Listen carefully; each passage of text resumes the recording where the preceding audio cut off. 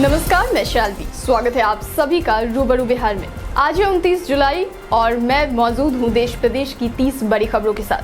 चलिए खबरों की शुरुआत करते हैं। बिहार के शिक्षा विभाग की ओर से जारी निर्देश के अनुसार अब बिना अनुमति निजी विद्यालय संचालित नहीं होंगे।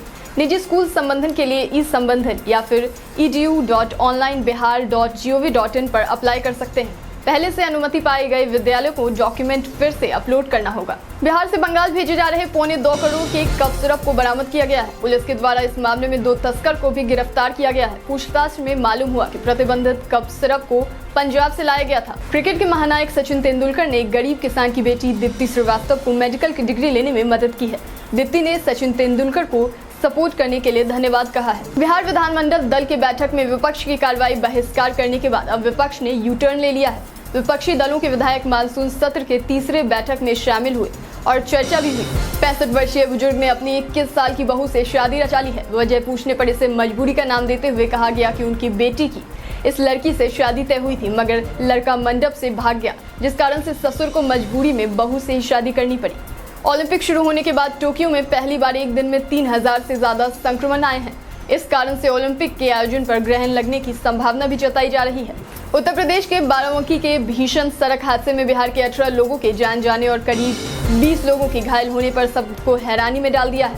हादसे पर प्रधानमंत्री, राष्ट्रपति और गृह मंत्री के द्वारा शोक व्यक्त किया गया है और साथ ही परिजनों को 2 लाख रुपए देने की भी घोषणा की गई है। राज्य सांसद स्वर्गीय साबुद्दीन की पत्नी हिना शहाब की तबीयत बिगड़ने पर मंगलवार को उन्हें पारस में भर्ती किया गया, जिसके बाद देर रात उनका हालचाल लेने के लिए तेजस्वी यादव भी वहां पहुंचे थे। मौके पर उन्होंने शहाबुद्दीन के बेटे ओसामा से मुलाकात की। प्रदेश के इटावा जिले के बड़लई इलाके से प्रभावित यमुना नदी में हजारों की संख्या में विभिन्न प्रजाति की मछलियों की मौत से हड़कंप मच गया है।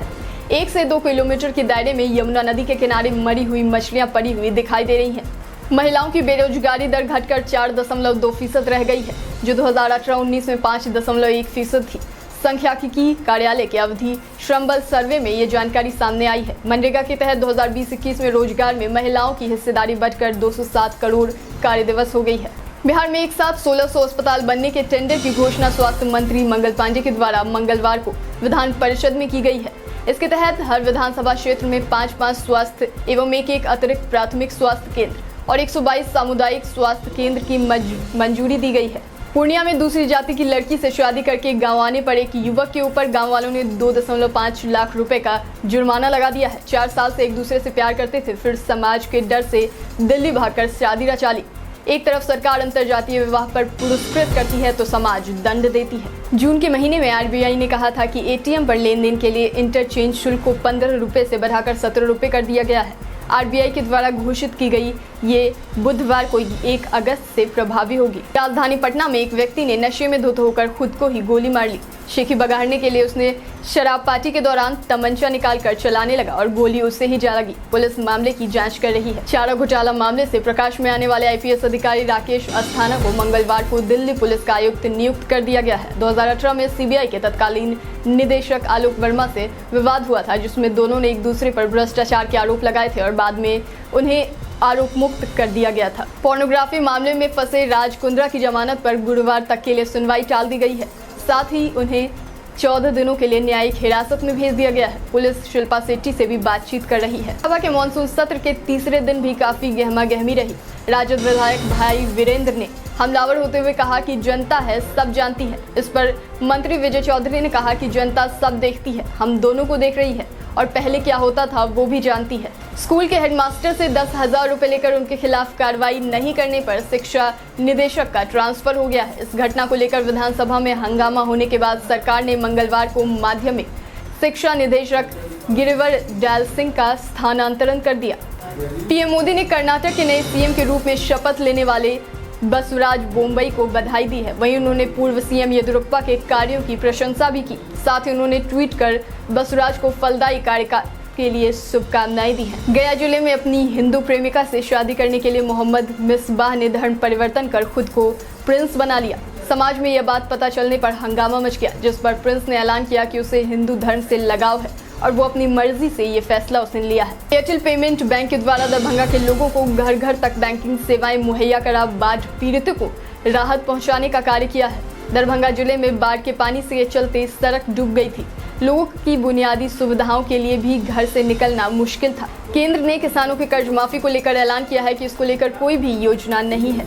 इसकी जानकारी सांसद वित्त राज्य मंत्री डॉक्टर भागवत किशन राव करार ने दिया है। हालांकि पंजाब में कर्ज माफी की अधूरी योजना को लेकर सवाल उठने लगे हैं। किसानों पर सबसे ज्यादा कर्ज तमिलनाडु, आंध्र प्रदेश और उत्तर प्रदेश में 2010 में 11 माह के लिए हुई थी नियुक्ति। अब 11 साल गुजर गए हैं। पुलिस चालकों का कहना है कि अगर उस वक्त हटाते तो विकल्प होता, हम दूसरे काम तलाशते, मगर अब उम्र सीमा भी समाप्त हो गई है। उन्होंने कहा कि उम्मीद जताई जा रही है कि सरकार उनकी समस्याओं को देखते हुए सही फैसला लेगी। बाराबंकी हादसे पर मुख्यमंत्री नीतीश कुमार ने जताया शोक। साथ ही मृतकों के परिजन को 2-2 लाख देने और घायलों का समुचित इलाज करवाने का ऐलान किया है। बता दें कि 19 से अधिक यात्रियों की मौत हो गई है और 25 से अधिक लोग घायल हैं। स्वास्थ्य मंत्री के आने के साथ ही बदलाव दिखने लगे हैं। स्वास्थ्य मंत्रालय में प्रत्येक मंजिल पर आइडिया बॉक्स बना हुआ है, जिसमें आप मंत्रालय से जुड़े आइडियाज लिखकर इस बॉक्स में डाल सकते हैं।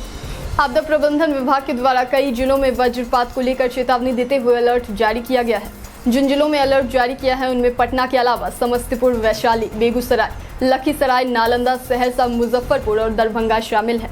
दोपहर के 3 बजे तक के लिए अलर्ट जारी किया गया है। लखीसराय में लाखों रुपए की देशी शराब और विदेशी शराब को जेसीबी से नष्ट किया गया है। शराबबंदी अभियान के तहत अलग अलग कांड में लाखों रुपए की जब्त शराब को बाजार समिति के प्रांगण में जेसीबी से नष्ट किया गया। महिला प्रौद्योगिकी संस्थान दरभंगा को उसके मूल स्वरूप बनाए रखने और संघर्ष करने वाले और मुख्यमंत्री नीतीश कुमार को पत्र लिखने के वादे को पुष्पम प्रिया ने पूरा किया है। उन्होंने कहा कि संस्थान से महिला शब्द को विलुप्त नहीं होने देंगे। अमेरिकी विदेश मंत्री एंटनी ब्लिंकन ने बुधवार को दिल्ली में अपने भारतीय समकक्ष एस जयशंकर से मुलाकात की। जानकारी के मुताबिक इस दौरान द्विपक्षीय संबंधों को नई ऊंचाई पर ले जाने पर चर्चा हुई है। मॉनसून सत्र के तीसरे दिन मौसम में करवट के कारण पटना में जमकर बारिश हुई, जिसके बाद विधानमंडल पानी से लबालब भरा हुआ है। डिप्टी सीएम ने आश्वासन दिया है कि पटना जल्द ही जलमुक्त हो जाएगा। आज के 30 मुख्य समाचार में से आपको कौन सा समाचार सबसे ज्यादा पसंद आया, नीचे कमेंट सेक्शन में बताएं।